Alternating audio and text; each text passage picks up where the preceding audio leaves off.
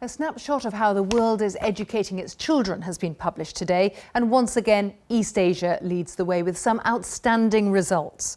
Every 3 years, the Organisation for Economic Cooperation and Development looks at maths, science and reading skills in 15-year-olds. And here are the top 5 ranked countries, and perhaps there's a sense of neighbourly rivalry there.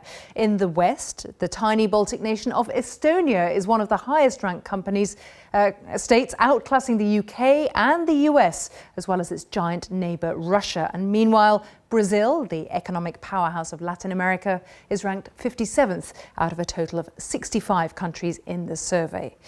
Well, let's speak to Andreas Schleicher, who coordinated the tests which went into this global report. He's in Washington, and Matt Corbett is in Hong Kong. He's a deputy principal of the secondary school Discovery Bay International School. Thank you both, gentlemen. And Andreas first.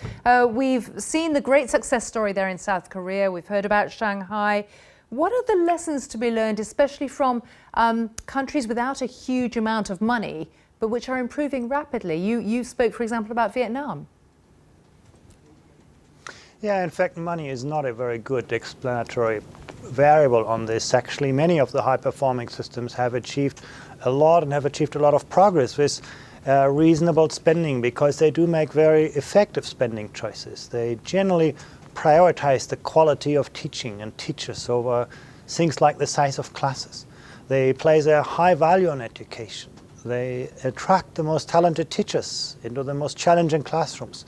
They have really 21st century's pedagogies in classrooms. There's a lot, I think, we can learn from those education systems about things that go beyond money. Highly meritocratic education systems. Basically, every student, every teacher, every parent knows that what you do in school is going to make a big difference for your future educational career, but also for your future occupation and social life.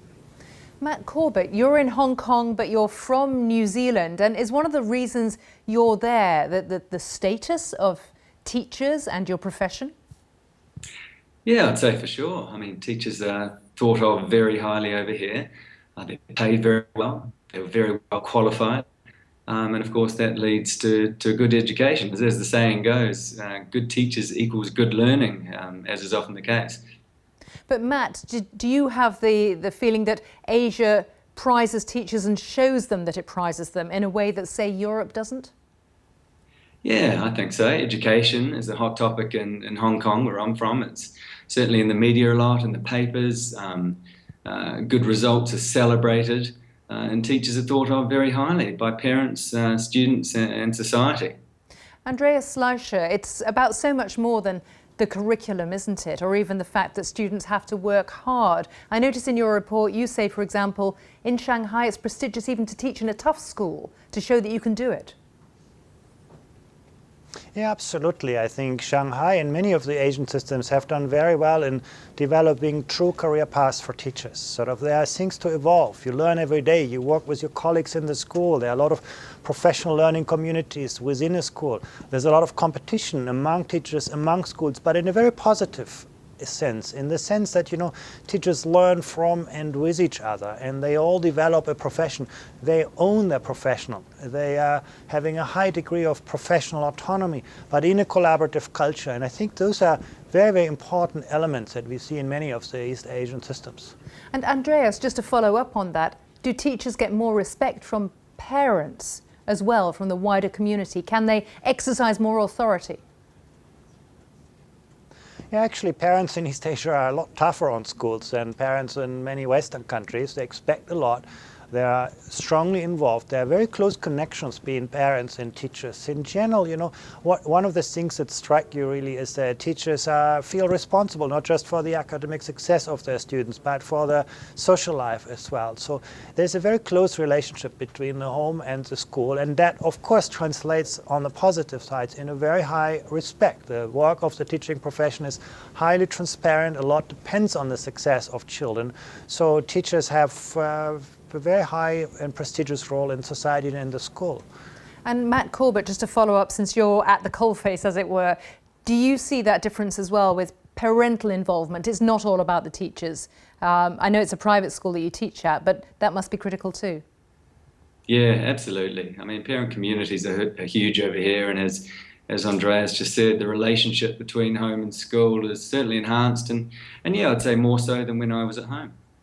Andreas Schleicher, just briefly, what are the key factors, do you think, behind Britain's relatively poor performance?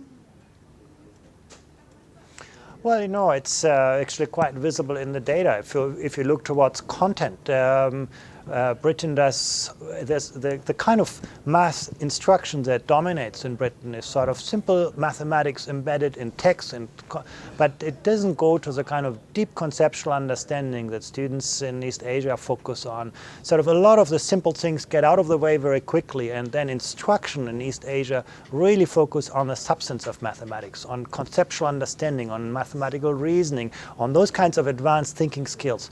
And that really strikes them. And in Britain, sort of, that's one part of the equation. The large socioeconomic disparities.